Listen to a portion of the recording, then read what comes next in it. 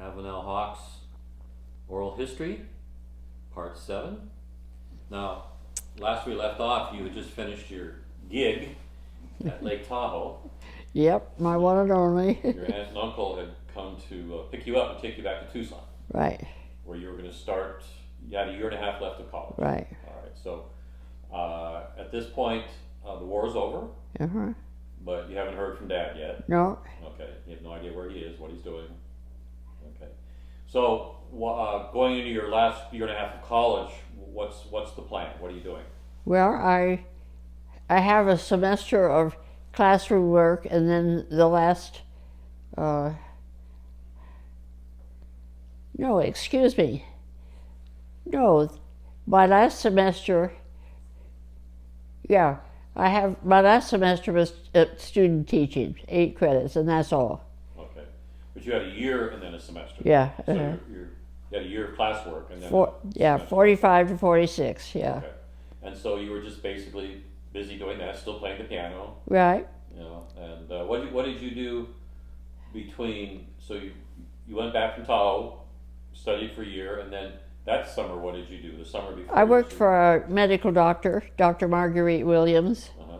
I worked in her, I was her receptionist, and I made copies of bills and stuff like that. Mm-hmm. So what kind of doctor was she?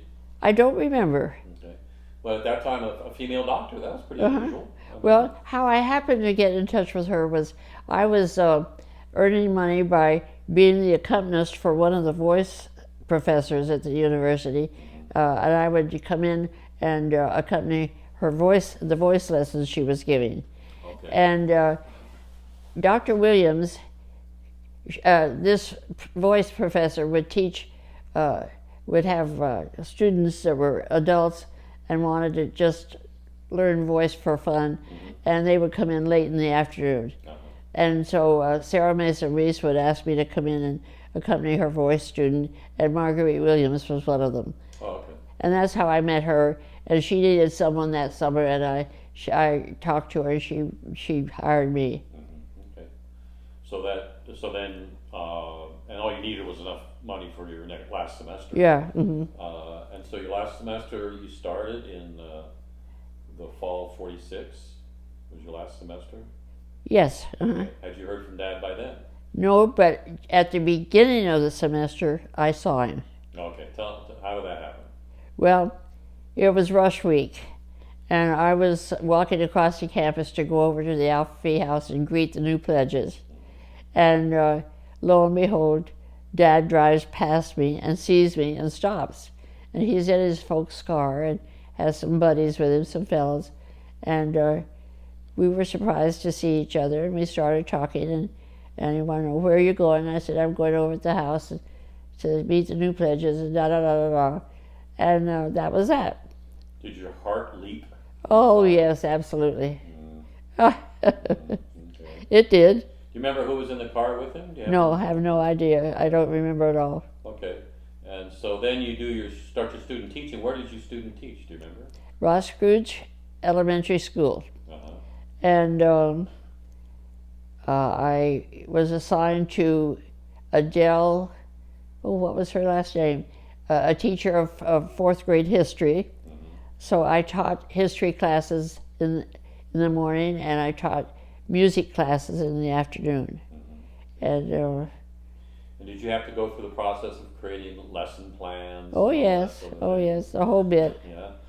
So at this point, you were fully prepared to graduate and get a full-time teaching job. Was in your mind? Well, let's put it this way. I had completed everything for graduation, and I knew I was going to graduate. I can't say I was really prepared to go out and teach. Well, I'm not saying if you were prepared to teach, but in your mind, that's what you were going Oh to yeah, do. oh yeah, absolutely. Yeah, in your mind, that was. And also, at the end of that semester of student teaching, Dr. Kelly was the man that found the jobs for potential teachers. Mm-hmm.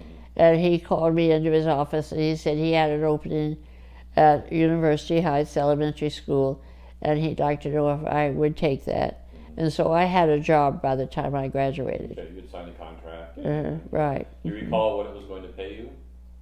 I don't recall he told me then, but I was just glad to get a job. Sure. And what grade would you have been teaching? I was going to teach a fifth grade homeroom class, academics all morning, and then they had a basement music room at their school, and at that time we did a rotation with teachers, and in the afternoon certain teachers of the fourth, fifth, and sixth grade would come in and teach my class their subject, and I would teach their class their music. So you actually did this. You actually started that job. Oh, yes. At University Heights, yeah. Uh-huh. After graduation. How long did you teach there? A semester. A semester. Okay. Till I got married. Yeah. And so, did you enjoy teaching? No, not really. I did. It was. I always felt it was not the right profession for me. I deal real well with my own peer group, but I was too soft. It was difficult for me to keep discipline. Yeah.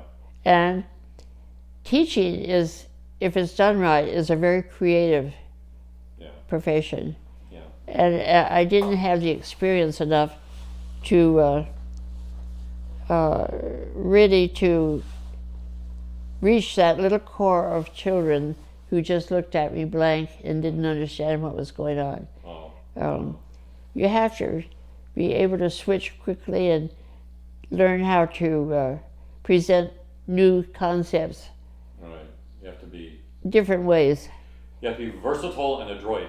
Absolutely. And of course I didn't have the experience. Maybe I would have gained that, but I only taught a semester. Did the little boys fall in love with you? Oh, yes. They followed me home, 2 little boys especially, and they left a rose on my doorstep, on my doorknob of the front door. Oh my! They were so cute. Remember their names? Yeah, Chris Carroll and Arno Knotts. Arno Knotts. They were the cutest 2 little boys. Chris was a brilliant little boy.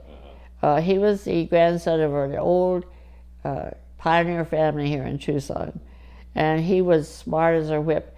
Arnold was just your old American little boy who just loved to get in trouble and loved to, but he was a buddy of Chris's. So that was when you were student teaching, or when no, that was my University Heights. Yeah. That was my professional teaching. Okay. And then so you graduated in December of '46. Well, it was January in those days. Then went right to work. But I didn't go through graduation until May. Right. Okay. And then how far was University Heights school from where you lived? It was at about Mabel and Helen, and that was some blocks. So you walked to school? It was, oh yes, I didn't have a chance. So you never had a car this whole Never time? had a car. Never had a car. Okay. And so, all right, so let's get to the topic at hand. How did you and Dad get back together? Well, we saw each other that day on the campus, and the following 3 or 4 days later, I get a phone call from him, and he asked me if I could go out to dinner that next Friday.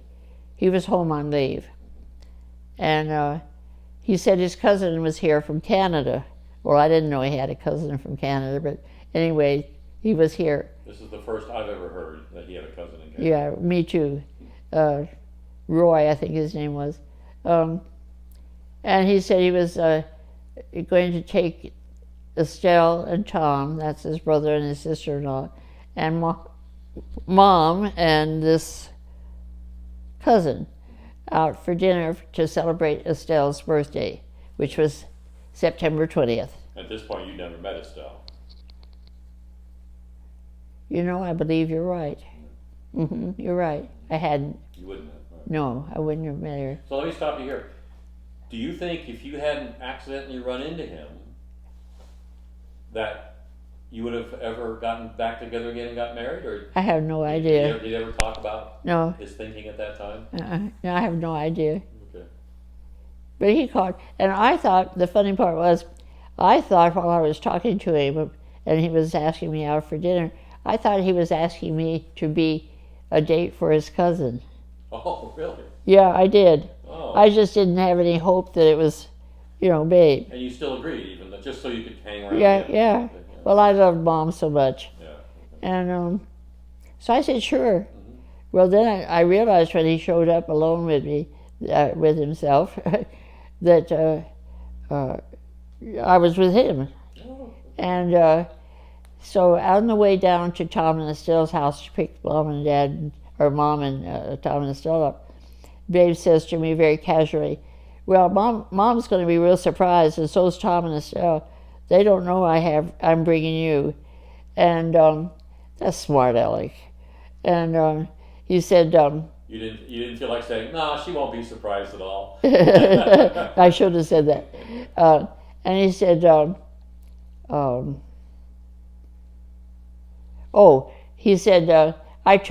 I called you and then hung up, I told Mom that I had gotten a date with an old friend who was married and had kids, and her husband was out of town, but she felt it was okay to go to dinner with us tonight. I said, you what? I don't know your father. He said, yeah, she's going to be real surprised when she sees you get out of the car. So we got down to Tom and Estelle. She'll be surprised that you were married and had kids. And you right, exactly, exactly. But anyway, that's how we got together. That was our first time together. Okay. So keep it going. How did it roll out? We had a lovely dinner. Now, was it out at a restaurant or at? No, it was at a restaurant, El Merendero. El Merendero, okay. You remember the restaurant's name? You're 98 years old? 98 years old, I remember just where we went. And when he took me home, he kissed me goodnight, like we always did. And that was the beginning of our getting together again. Okay, so this was September of 46. September of 46. And then he was on leave. How long was he on leave in Tucson? Just a few days. So then he left? Oh, he said, I'll write to you. He was stationed, I think, in Colorado Springs at that time. And I said, good. If you do, I'll respond. And I never heard from him for weeks. And I thought, well, so much for that.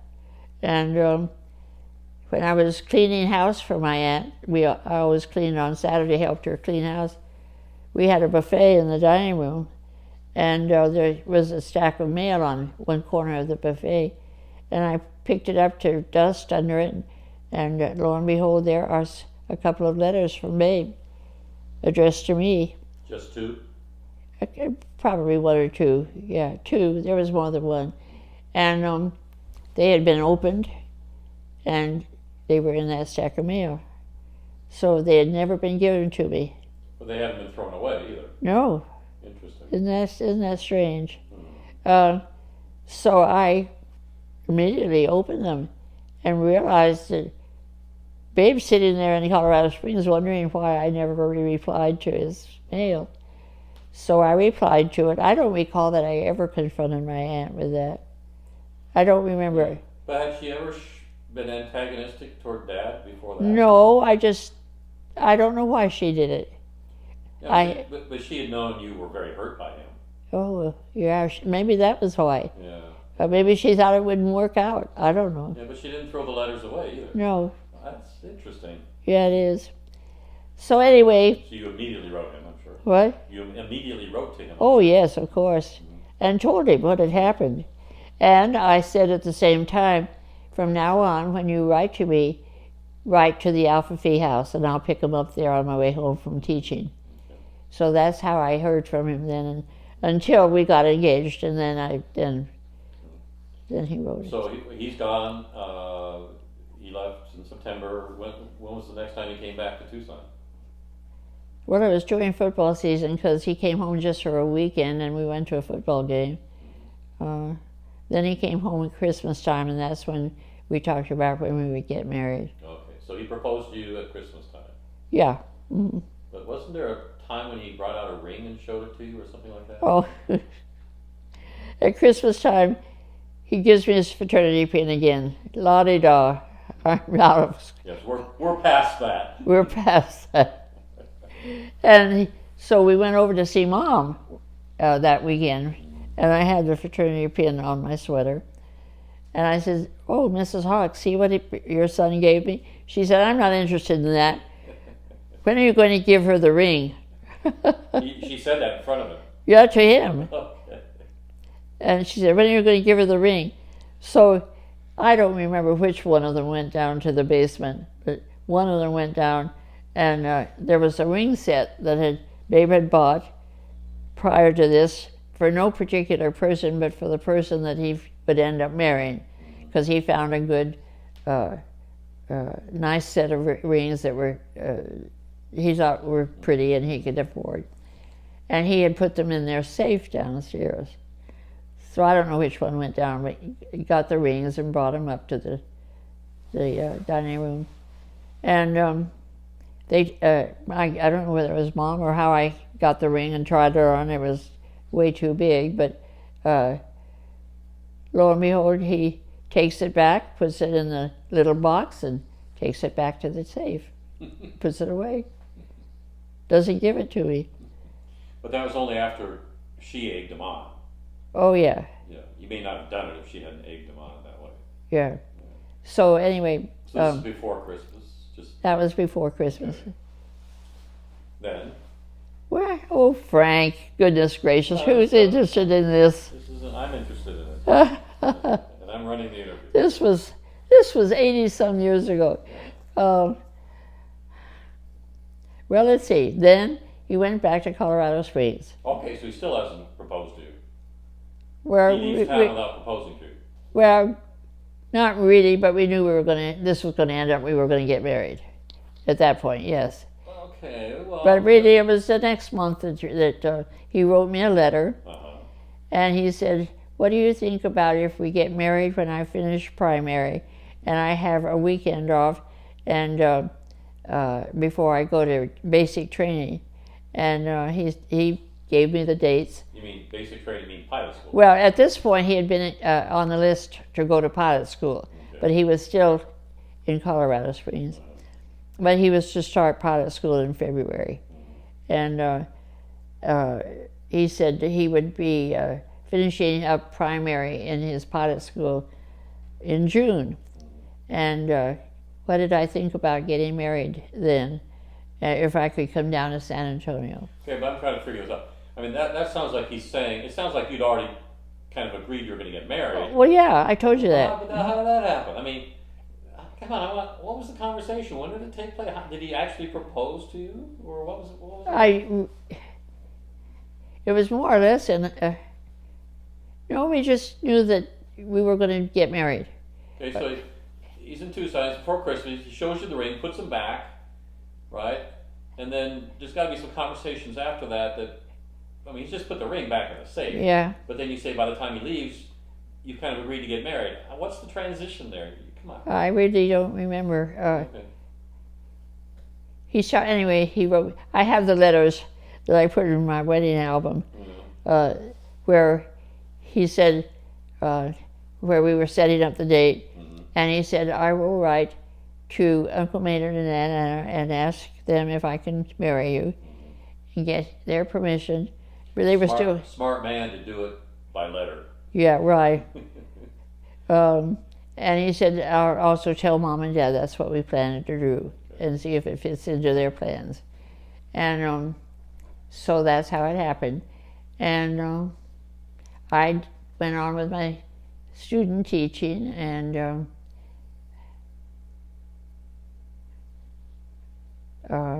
so at what point did you tell this? And is that at that point you knew you weren't going to come back and teach? Right. So at what point did you tell the school that you weren't going to teach? Well, Mr. Hull, my principal, I just loved him. He was such a nice man. He came to the classroom at the end of one of the days toward the middle of the semester, and he said, "Avonelle, I have a new contract offered to you for next year, and your salary is raised from $1,920 a year to $2,400 a year." Wow. And he said, "I'll look forward to having you next year.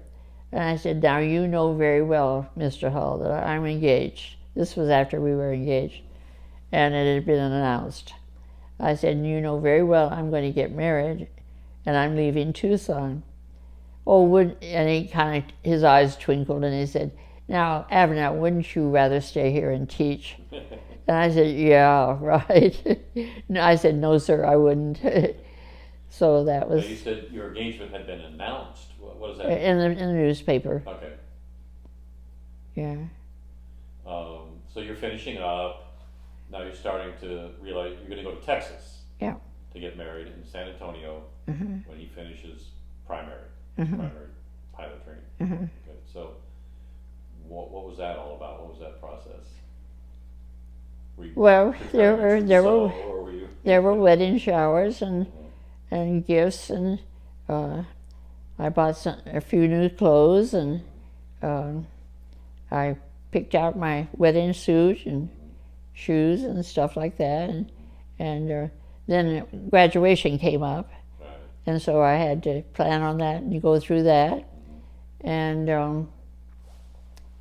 then by that time, Avonelle McMillan, after Christmas, she had graduated from college in December in Minnesota, and she came and lived with me in my room at my aunt and uncle's, because she had become serious with Paul Grimes, and so she was going to go down and sing at my wedding, and Bobby, my cousin, was going to play the organ, and little Mike Flood, my cousin, was going to go down and light the candles, and Estelle and Mom and Dad went down in a different car, and Estelle was my matron of honor.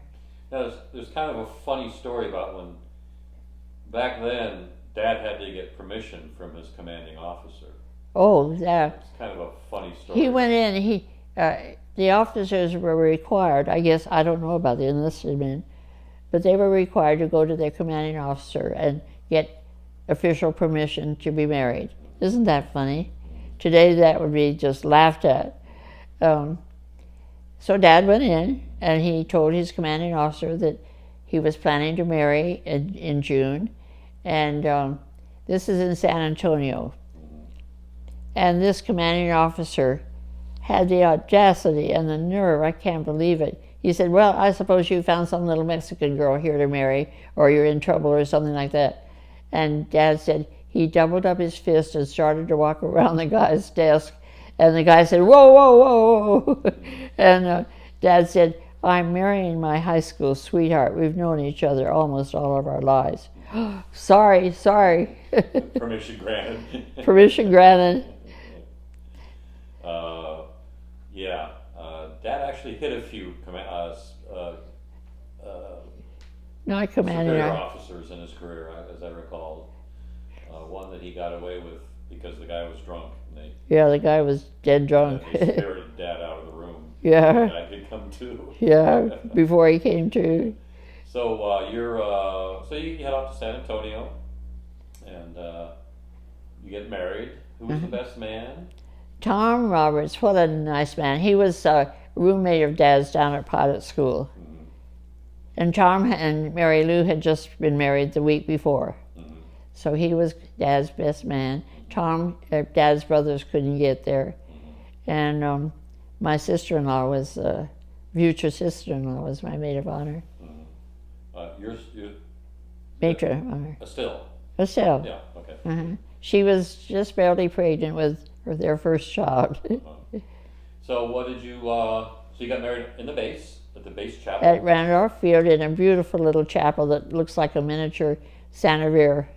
Mission, yeah. On June 27th, 1947. Okay. What did you do for your honeymoon? Well, we only had Friday night, Saturday, and Sunday. Dad had to be on the flight lines Monday morning early. So he had been taking the weekends off that he had, and he and Tom would go out to Bandera to a guest ranch, and they would ride horses all weekend. And he liked it out there, so he made reservations at this guest ranch, and we went out there and spent the weekend. Okay. Were there any high hijinks? Anybody play any jokes on you? Practical jokes? Oh gosh, those guys in his squadron in Potter School. They put rocks in his wheels. They broke the little wing window on one side to get in to do something. I forget what it was. And the first night that we were out there, they kept calling the resort, trying to get them to ring our room. And when we got up the next day, all 4 of our tires were flat. Oh, that was not cool. They weren't very nice.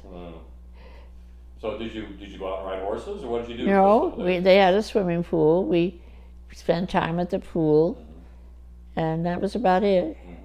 Okay. And then you lived in San Antonio for a while, or what happened? We lived from June 27th until October. Okay, in San Antonio. And what kind of housing? 222 Burr Road, just down the road from Brooks Army Hospital. She's 98 years old, people. And what kind of house was it? Well, it was a very modest, very small little home owned by the widow of a San Antonio doctor. And Mammy Schatz. Mammy Schatz. We called her Mammy. She was a really neat lady. She had 2 children, grown children, Lavert, and she was married to an ophthalmologist, and her son was a doctor. But she lived alone in this very modest little house. It only had 2 bedrooms with an adjoining bath between them, an adequate, nice little kitchen with a service porch, and a living room.